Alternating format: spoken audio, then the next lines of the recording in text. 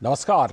DD news पर आप देख रहे हैं विशेष सांकेतिक समाचारों का बुलेटिन। मैं हूं लालचंद्र सिंह और मेरे साथ हैं हमारे सहयोगी शरद मुदगल। तो सबसे पहले शुरुआत कर लेते हैं हेडलाइंस के साथ। वाराणसी में प्रधानमंत्री नरेंद्र मोदी ने किया दुनिया के सबसे बड़े मेडिटेशन सेंटर स्वर वेद महामंदिर का उद्घाटन। वाराणसी में दी 20,000 करोड़ रुपए से भी अधिक की परियोजनाओं की सौगात। वाराणसी से नई दिल्ली के लिए एक नई वंदे भारत एक्सप्रेस को भी दिखाई हरी झंडी।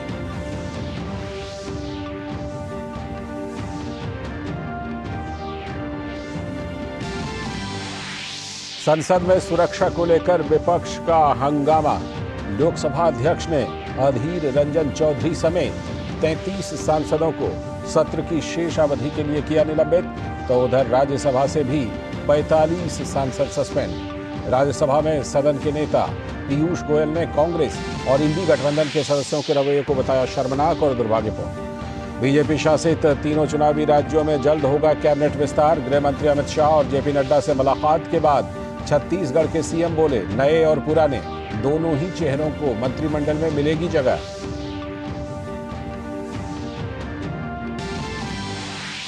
एनआईए ने आईसिस बल्लारी मॉड्यूल की आईईडी विस्फोट करने की योजना को किया विफल। 4 राज्यों में छापे मारकर मॉड्यूल प्रमुख सहित 8 आतंकवादी गुर्गों को किया गिरफ्तार।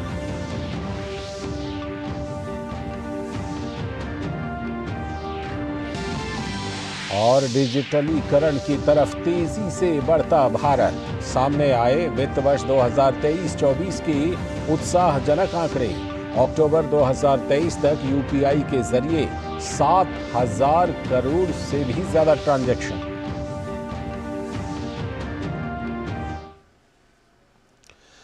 तो ये थी हेडलाइंस और अब देखते हैं खबरों को विस्तार से। सबसे पहले बात प्रधानमंत्री के वाराणसी दौरे की, जहां प्रधानमंत्री मोदी ने वाराणसी में 20,000 करोड़ रुपए से भी अधिक के विकास परियोजनाओं की सौगात दी। पीएम ने जिन योजनाओं का शुभारंभ किया और शिलान्यास किया, उनमें सड़क, आवास, सौर ऊर्जा, पेयजल और चिकित्सा से जुड़ी विकास पहल शामिल हैं। इन योजनाओं से स्थानीय लोगों को बहुत सुविधा होगी।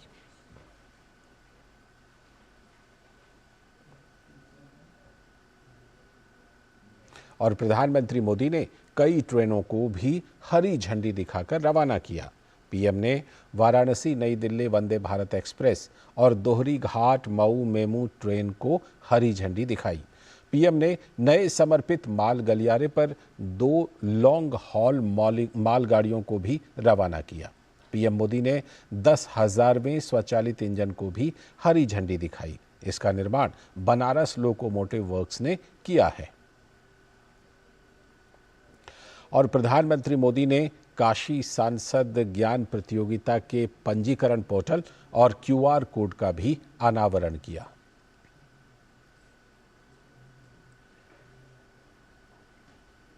और इस अवसर पर अपने संबोधन में प्रधानमंत्री नरेंद्र मोदी ने काशी में हो रहे विकास कार्यों का जिक्र किया।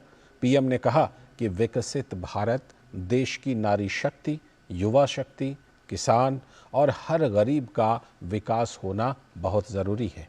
पीएम मोदी ने कहा कि उनके लिए यही 4 जातियां ही सबसे बड़ी जातियां हैं। ये 4 जातियां सशक्त हो गईं तो पूरा देश सशक्त हो जाएगा। पीएम ने कहा कि जब काशी का विकास होता है तो यूपी का विकास होता है, और जब यूपी का विकास होता है तो देश का विकास होता है। महादेव की काशी की मैं जितनी भी सेवा कर पाऊं वो मुझे कम ही लगता है। मेरे परिवारजनों, जब काशी का विकास होता है तो यूपी का विकास होता है, और जब यूपी का विकास होता है तो देश का विकास होता है। इसी भाव के साथ आज भी यहां करीब 20,000 करोड़ रुपए के विकास कार्यों का शिलान्यास और लोकार्पण हुआ है। बनारस के गांवों में पीने के पानी की सप्लाई हो, बीएचयू ट्रॉमा सेंटर में क्रिटिकल केयर यूनिट हो, सड़क, बिजली, गंगा घाट, रेलवे, एयरपोर्ट, सौर ऊर्जा और पेट्रोलियम जैसे अनेक क्षेत्रों से जुड़े प्रोजेक्ट हो, ये इस क्षेत्र के विकास की गति को और तेज करेंगे। और प्रधानमंत्री नरेंद्र मोदी ने जन कल्याण योजनाओं को जन जन तक पहुंचाने में विकसित भारत संकल्प यात्रा के योगदान को सराहा। पीएम ने इसे एक यूनिवर्सिटी की तरह बताया। बढ़कर एक सामर्थ्यवान हमारी माताएं, बहनें, बेटियां, बच्चे कितने सामर्थ्य से भरे हुए हैं, खेलकूद में कितने होशियार हैं, ज्ञान की स्पर्धाओं में कितने तेज है, ये सारी बातें खुदे देखने की, समझने की, जानने की, अनुभव करने की, ये सबसे बड़ा अवसर मुझे संकल्प यात्रा ने दिया है। और इसलिए सार्वजनिक जीवन में काम करने वाले हर एक को मैं कहता हूं, ये विकसित भारत संकल्प यात्रा ये हम जैसे लोगों के लिए एजुकेशन की चलती फिरती यूनिवर्सिटी है। और वाराणसी के उमराहा में बने स्वरवेद महामंदिर का प्रधानमंत्री नरेंद्र मोदी ने लोकार्पण किया। 7 मंजिला ये मंदिर योग और साधना अध्यात्म का एक बड़ा केंद्र है। यहाँ 20,000 लोग एक साथ बैठकर साधना कर सकते हैं। 64,000 वर्ग फीट में बनकर तैयार हुए मंदिर का निर्माण बीते 1 दशक से चला आ रहा था, जो कि अब पूरा हो चुका है। आप संतों के सानिध्य में काशी के लोगों ने मिलकर विकास और नवनिर्माण के कितने ही नए कीर्तिमान गढ़े हैं। सरकार, समाज और संतगण सब साथ मिलकर काशी के कायाकल्प के लिए कार्य कर रहे हैं। आज स्वरवेद मंदिर बनकर तैयार होना इसी ईश्वरीय प्रेरणा का उदाहरण है। ये महामंदिर महर्षि सदाफल देव जी की शिक्षाओं का, उनके उपदेशों का प्रतीक है। इस मंदिर की दिव्यता जितना आकर्षित करती है, इसकी भव्यता हमें उतना ही अचंभित भी करती है। और प्रधानमंत्री ने कहा कि भारत दुनिया का ऐसा देश रहा है जिसने भौतिक उन्नति के लिए कभी भी भौगोलिक विस्तार और शोषण को सहारा नहीं बनाया। उन्होंने कहा कि गुलामी के कालखंड में भारत की चेतना उसके मानवीय मूल्यों और विज्ञान संस्कृति को कमजोर करने की कोशिश की गई, लेकिन दुर्भाग्य से आज़ादी के बाद भी देश के सांस्कृतिक विकास को उतना महत्व नहीं दिया गया जितना कि मिलना चाहिए था। लेकिन अब समय का चक्र घूमा है और एक बार फिर काशी से केदार तक, महाकाल से श्री राम तक, बुद्ध से रामायण सर्किट तक नए इंफ्रा का विकास हुआ है। अगले कुछ सप्ताह में अयोध्या में राम मंदिर का निर्माण भी पूरा होने जा रहा है। हम समग्र विकास की ओर कदम तभी बढ़ा पाते हैं जब देश अपनी सामाजिक सच्चाइयों और सांस्कृतिक पहचान का समावेश करता है। इसलिए आज हमारे तीर्थों का विकास भी हो रहा है और भारत आधुनिक इंफ्रास्ट्रक्चर में नए रिकॉर्ड भी बना रहा है। और वाराणसी सेवापुरी के बरकी ग्राम पंचायत में प्रधानमंत्री ने सांसद खेलकूद प्रतियोगिता में शिरकत करने वाले खिलाड़ियों से मुलाकात की। उन्होंने खेलकूद प्रतियोगिता और स्थानीय स्तर पर हो रही प्रतियोगिता से होने वाले फायदों के बारे में विस्तार से जानकारी ली।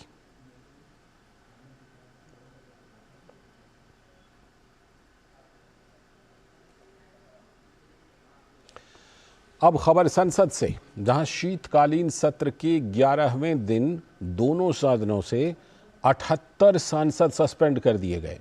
संसद में सुरक्षा के मसले पर लोकसभा में लगातार चौथे दिन विपक्ष ने हंगामा किया। लोकसभा के स्पीकर ओम बिरला ने 33 सांसदों को सस्पेंड कर दिया। इनमें कांग्रेस के संसदीय दल के नेता अधीर रंजन चौधरी समेत कांग्रेस के कुल 11 सांसद, तृणमूल कांग्रेस के 9, डीएमके के 9 और 4 अन्य दलों के सांसद शामिल हैं।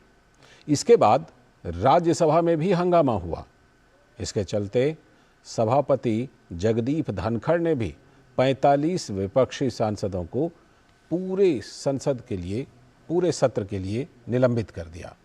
राज्यसभा के 11 सांसदों को सस्पेंड करने के साथ ही मामले को प्रिविलेज कमेटी को भी भेजा गया है, जिसकी 3 महीने में रिपोर्ट आएगी। इससे पहले 14 दिसंबर को लोकसभा से 13 सांसद निलंबित किए गए थे। इनमें कांग्रेस के 9, सीपीआईएम के 2, डीएमके और सीपीआई के 1 सांसद थे। इनके अलावा राज्यसभा सांसद डेरेक ओब्रायन को भी 14 दिसंबर को सस्पेंड किया गया था। शीतकालीन सत्र से अब तक कुल मिलाकर 92 सांसदों को सस्पेंड किया जा चुका है। वहीं हंगामे के बीच पोस्ट ऑफिस संशोधन विधेयक 2023 लोकसभा में पारित हो गया। इसके अलावा संघ राज्य क्षेत्र शासन संशोधन विधेयक 2023 और जम्मू कश्मीर पुनर्गठन विधेयक दूसरा संशोधन विधेयक 2023 राज्यसभा से पारित हो गया। और राज्यसभा में विपक्ष के सदस्यों के अमर्यादित आचरण को लेकर स्पीकर ने 45 सांसदों को निलंबित कर दिया। राज्यसभा में सदन के नेता पीयूष गोयल ने बताया कि कांग्रेस और इंडी गठबंधन के सदस्यों ने जिस तरीके से सदन की कार्रवाई में जो कुछ भी किया वो शर्मनाक है। उन्होंने बताया कि लोकसभा में स्पीकर को 33 और राज्यसभा में चेयरमैन को 45 सांसदों को सस्पेंड करना पड़ा। उन्होंने कहा कि ये विपक्ष का प्री प्लान से किया गया कार्य था। आज कश्मीर और यूनियन टेरिटरी में महिलाओं के आरक्षण से संबंधित इम्पोर्टेंट बिल लाया गया था, लेकिन विपक्ष का आचरण दर्शाता है कि कांग्रेस और इंडी गठबंधन महिला और ओबीसी को दी जाने वाली सुविधा के खिलाफ है। आज कई माननीय सदस्य प्लैकार्ड लेके दोनों सदनों में आए। बार बार अनुरोध किया गया, माननीय सदस्यों को अपील करी गई कि वो अपने सीट पर बैठ के बोले। बार बार अपील किया गया कि प्लैकार्ड लेके ना आए। उसके बावजूद जिस प्रकार का व्यवहार रहा, उसके चलते आज माननीय लोकसभा अध्यक्ष को 33 माननीय सांसदों को सस्पेंड करना पड़ा इस सेशन के आखिरी दिन तक, और राज्यसभा में माननीय 34 सांसदों को सस्पेंड करना पड़ा इस सेशन के आखिरी दिन तक, और 11 अन्य सांसदों को सस्पेंड करना पड़ा जब तक कि उनका केस जो प्रिविलेज कमेटी को रेफर हुआ है, प्लैकार्ड लेके आने के कारण, वेल में आने के कारण और व्यवधान करने के कारण, ये जो 11 मेंबर्स हैं उनका केस प्रिविलेज कमेटी को रेफर किया गया है। और संसद में विपक्ष के हंगामे को लेकर केंद्रीय मंत्री अनुराग सिंह ठाकुर ने कहा कि संसद की सुरक्षा के मामले को लेकर विपक्ष और कांग्रेस सिर्फ राजनीति कर रही है। केंद्रीय मंत्री ने कहा कि विपक्ष केवल संसद की कार्यवाही को रोकने का बहाना ढूंढ रहा है। संसद में जो सिक्योरिटी ब्रीच हुआ, उसको सभी राजनीतिक दलों को एकजुट होकर एक स्वर में कहना चाहिए था कि ऐसी घटना को अंजाम देने वालों को सख्त से सख्त सज़ा भी मिलनी चाहिए, जांच भी हो, कार्रवाई भी हो। लेकिन दुर्भाग्य ये है कि विपक्ष इस पर भी राजनीति कर रहा है। 1976 से लेकर आज तक पार्लियामेंट में कभी भी इस तरह की घटना घटी हो, चाहे तेलंगाना बिल पर कांग्रेस के ही सांसद ने पेपर स्प्रे लेकर जो पार्लियामेंट में किया था, वो देश भूला नहीं है। किसी सांसद के द्वारा गन मिलना उसके पास, ये भी देश भूला नहीं है। लेकिन कभी इस तरह की राजनीति नहीं की गई। कांग्रेस और विपक्ष राजनीति करने का बहाना ढूंढ रहा है, सदन ना चलने का बहाना ढूंढ रहा है। अगर विपक्ष के पास चर्चा करने के लिए कुछ नहीं, तो कम से कम ऐसे गंभीर विषय पर राजनीति नहीं करनी चाहिए। और लोकसभा से कई विपक्षी सांसदों के निलंबन पर केंद्रीय मंत्री जी किशन रेड्डी ने कहा कि विपक्ष ने आज अभद्र व्यवहार किया। विपक्ष असुरक्षित महसूस कर रहा है क्योंकि उनके पास पीएम मोदी की सरकार के खिलाफ कोई एजेंडा या मुद्दा है ही नहीं और वो सदन को चलने नहीं दे रहे हैं। इसीलिए स्पीकर ने उन्हें निलंबित कर दिया है और हमने इसका समर्थन किया है। जब पुराना बिल्डिंग से नया पार्लियामेंट बिल्डिंग जब गए हैं, जो भी संसदीय पार्टी के बैठक में सभी पार्टी के लीडर्स ने बोले इस नया बिल्डिंग में हम प्ले कार्ड्स डिस्प्ले नहीं करेंगे और इनडिस्प्ले नहीं करेंगे, वेल के अंदर नहीं जाएंगे। अगर प्रोटेस्ट करना है तो अपना अपना स्थानों में खड़ा होकर प्रोटेस्ट करेंगे। मगर वो सहमति को वायलेट करते हुए आज फिर लगातार इस सेशन में, इससे पहले सेशन में भी जो पुराने आदत, विपक्षों का पुराने आदत है, वही आदत से फिर सेशन को प्ले कार्ड्स प्ले करना, स्पीकर के ऊपर प्ले कार्ड्स फाड़कर पेपर्स फेंकना। आज तो स्पीकर के चेयर के बाजू तक ऊपर स्टेज के ऊपर जाकर पहली बार अनडिसेंट व्यवहार आज विपक्ष ने किया है। रुक करते हैं एक और बड़ी खबर का। कर्नाटक के बेलगावी में एक आदिवासी महिला को निर्वस्त्र कर घुमाने और उनके साथ मारपीट के मामले को लेकर जांच करने वाली बीजेपी की फैक्ट फाइंडिंग कमेटी ने अपनी रिपोर्ट सौंप दी है। कमेटी ने अपनी रिपोर्ट भारतीय जनता पार्टी के राष्ट्रीय अध्यक्ष जेपी नड्डा को सौंपी है। रिपोर्ट सौंपे जाने के मौके पर कमेटी की महिला सदस्य मौजूद रहीं।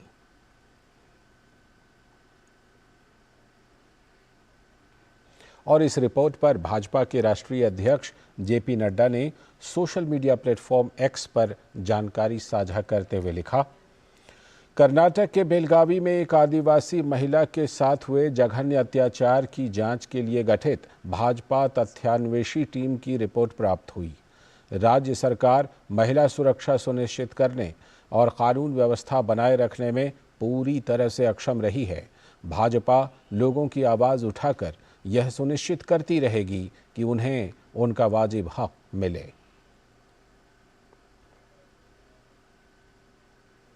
और बेलगावी में आदिवासी महिला के साथ अभद्रता के मामले पर भाजपा के प्रदेश अध्यक्ष विजयेंद्र और विपक्षी नेता आर अशोक ने कांग्रेस सरकार के खिलाफ विरोध प्रदर्शन किया। भाजपा ने सरकार पर महिलाओं की सुरक्षा में विफलता और कानून व्यवस्था की विफलता का आरोप लगाया।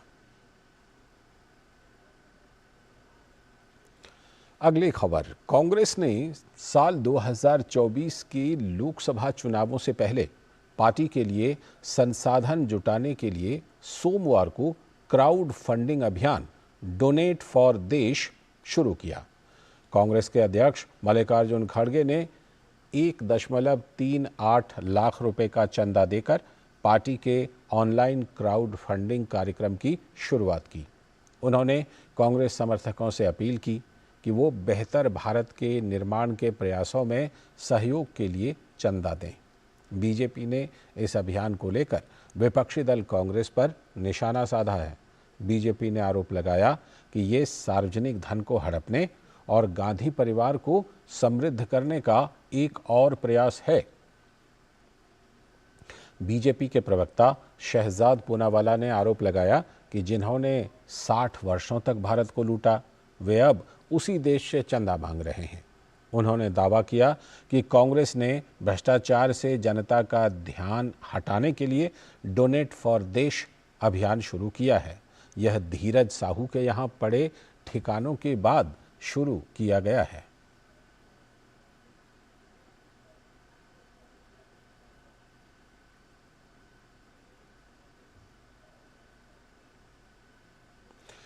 खबर मध्य प्रदेश से, जहां नवनिर्वाचित 16वीं विधानसभा का सत्र आज से शुरू हो गया। 18 से 21 दिसंबर तक चलने वाले इस सत्र में पहले दिन नवनिर्वाचित सदस्यों को प्रोटेम स्पीकर गोपाल भार्गव शपथ दिला रहे हैं। विधानसभा के इस सत्र में विधानसभा अध्यक्ष और उपाध्यक्ष का निर्वाचन भी होगा।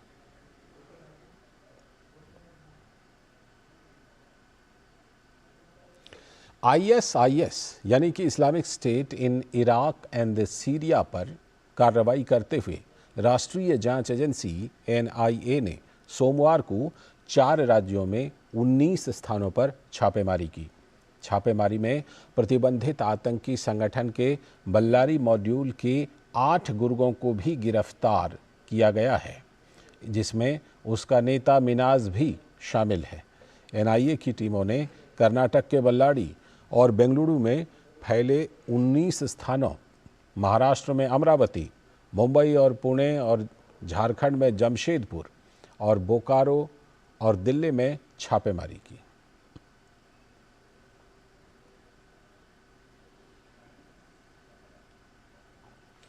ज्ञानवापी मस्जिद परिसर में हुए सर्वे की रिपोर्ट भारतीय पुरातत्व सर्वेक्षण यानी ASI ने सोमवार को जिला जज की अदालत में दाखिल कर दिया।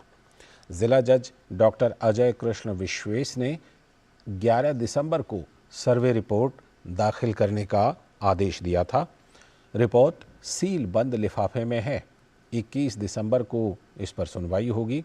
वजू खाना जहां शिवलिंग मिला, उस सील एरिया को छोड़कर पूरे ज्ञानवापी परिसर की वैज्ञानिक विधि से जांच ASI सर्वे का प्रार्थना पत्र मंदिर पक्ष की ओर से बीते 16 मई को जिला जज की अदालत में दाखिल किया गया था। इसे स्वीकार करते हुए 21 जुलाई को जिला न्यायालय ने ज्ञानवापी परिसर सुप्रीम कोर्ट द्वारा सील क्षेत्र को छोड़कर का सर्वे करने का आदेश दिया था। इसके खिलाफ प्रतिवादी अंजुमन इंतजामिया मसाजिद यानी कि मस्जिद पक्ष 24 जुलाई को सुप्रीम कोर्ट गया। सुप्रीम कोर्ट ने उसे हाई कोर्ट जाने का आदेश देते हुए 26 जुलाई तक सर्वे पर रोक लगा दी थी। 25 जुलाई को हाई कोर्ट ने मामले की सुनवाई के लिए 3 अगस्त तक सर्वे पर रोक लगा दी। 3 अगस्त को हाई कोर्ट ने ASI को ज्ञानवापी परिसर में सर्वे की अनुमति दे दी। 4 अगस्त से ज्ञानवापी परिसर में सर्वे फिर से शुरू किया गया, जो लगातार 2 नवंबर तक चला। बीते 11 दिसंबर को जिला जज ने 18 दिसंबर को सर्वे रिपोर्ट दाखिल करने का आदेश ASI को दिया था। ज्ञानवापी सर्वेक्षण मामले में हिंदू पक्ष का प्रतिनिधित्व कर रहे वकील विष्णु शंकर जैन ने कोर्ट से रिपोर्ट की एक प्रति दिए जाने की मांग की। उन्होंने मांग की कि मीडिया को यह आदेश नहीं दिया जा सकता कि आप इस रिपोर्ट के बारे में बात नहीं कर सकते। उन्होंने कहा कि यदि जिला अदालत कानून के अनुरूप आदेश पारित नहीं करती है तो वो सर्वोच्च न्यायालय के समक्ष अपील दायर करेंगे। भारत दौरे पर आए यूरोपीय संसद के सदस्यों ने विदेश मंत्री डॉक्टर S जयशंकर से मुलाकात की। इस बारे में जानकारी साझा करते हुए प्रसन्नता जाहिर करते हुए विदेश मंत्री ने X पर सोशल मीडिया प्लेटफॉर्म पर लिखा कि इस दौरान भू राजनीतिक अभिसरण, आपूर्ति श्रृंखला सुरक्षा, डिजिटल संवेदनशीलता, AI और समुद्री सुरक्षा पर एक उपयोगी चर्चा हुई। और विदेश मंत्री डॉक्टर S जयशंकर ने श्रीलंकाई संसदीय प्रतिनिधिमंडल से मुलाकात की। मुलाकात के दौरान निवेश, पर्यटन, परियोजनाओं और लोगों के बीच आदान प्रदान सहित विभिन्न क्षेत्रों में सहयोग को और गहरा करने पर चर्चा की गई।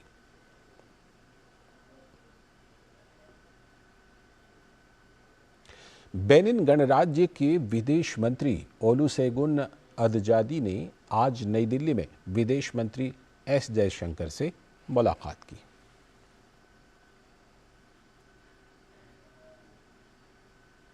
और नई दिल्ली में केंद्रीय विदेश राज्य मंत्री वी मुरलीधरन ने कुवैत दूतावास का दौरा किया और कुवैत के अमीर महामहिम शेख नवाफ अल अहमद अल जबर अल सबा के दुखद निधन पर संवेदना व्यक्त की।